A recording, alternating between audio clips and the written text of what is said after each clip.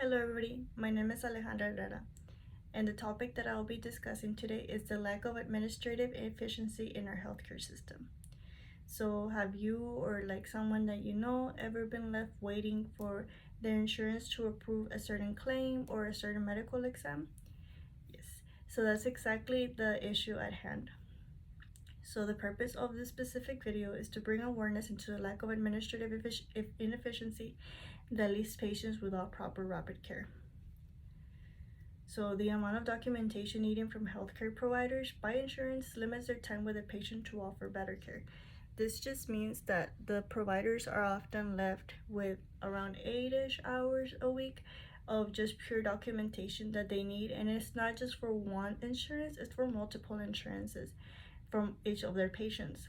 So all insurances require different documentation, and that takes a lot of time away from patients, which is also why sometimes when you go to the doctor, you only see them for very limited time. Oftentimes they are on their computer. Well, at least this happens at my doctor, where everything I'm telling him, he's typing everything down, and yes, it is for documentation for the next time that I see him, so he can kind of he's not gonna remember every patient that you see, but it's also because the insurances do require a lot of documentation from them, especially if they refer you to a specialized test.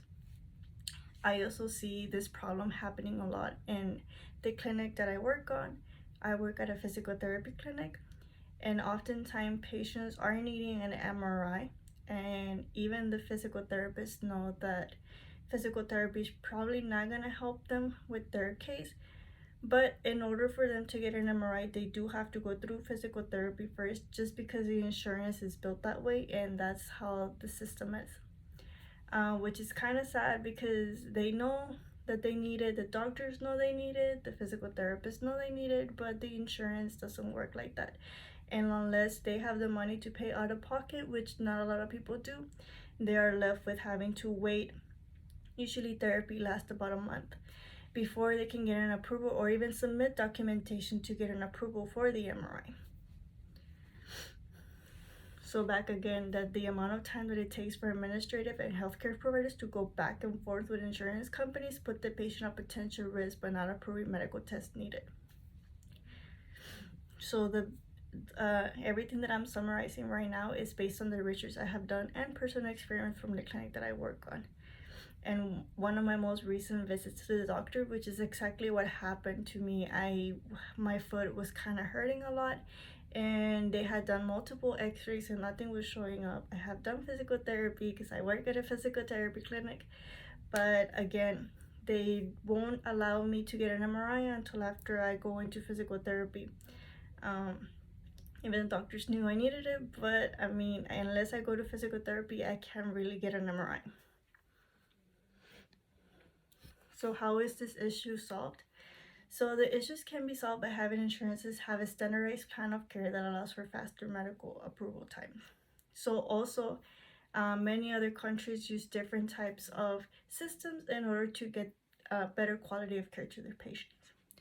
So right here I have this chart, and if you can see, Australia is right here. So this is the administrative efficiency in different countries. So you have Australia, New Zealand, United Kingdom, Norway, Sweden, Germany, Canada, Switzerland, and Netherlands. And over here you have the US and France. So right here it's higher performing, so you can see that Australia and New Zealand are over here higher performing, and the lower performing ones will be the US and France.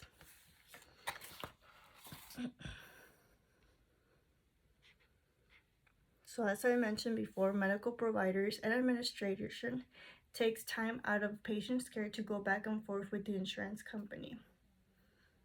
Okay, and then the providers spend a lot of time on insurance claim and insurance coverage restrictions. So the United States usually ranks last in administrative efficiency based on a study done by Schneider et al. In 2017.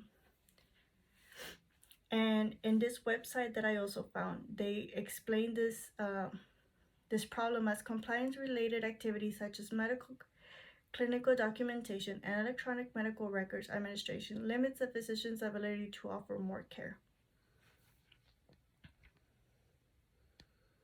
So as I mentioned before, The solution lies in having standardized insurance coverage to minimize the time dealing with insurance claims. So based on the findings by Schneider et al., there's more than one way to go about fixing the administrative inefficiency in our healthcare system.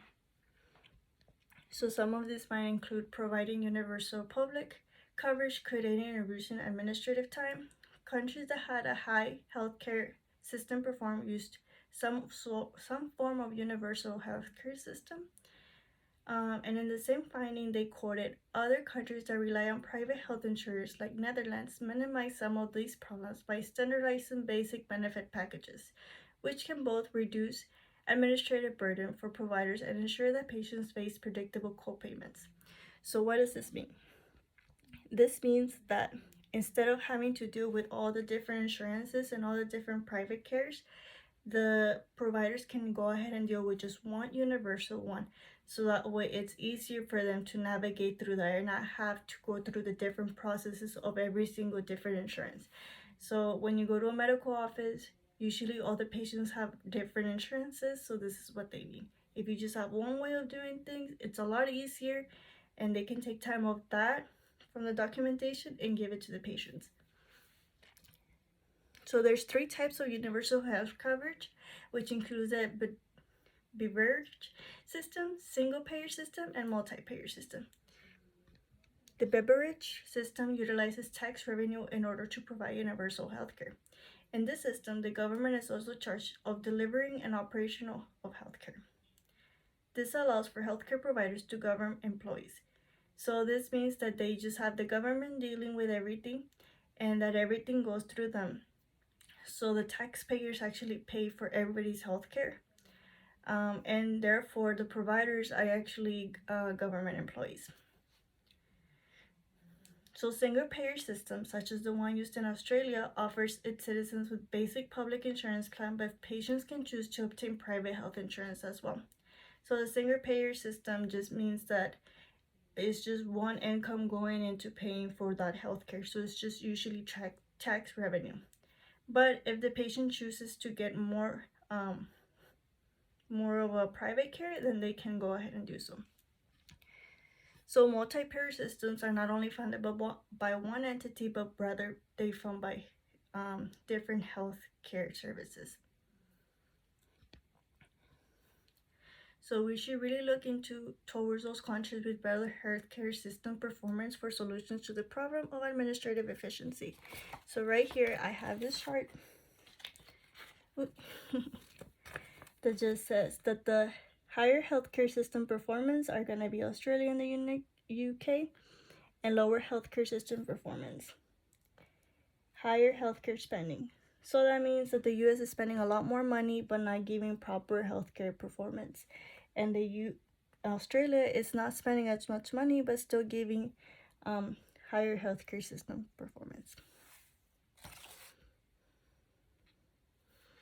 Thank you.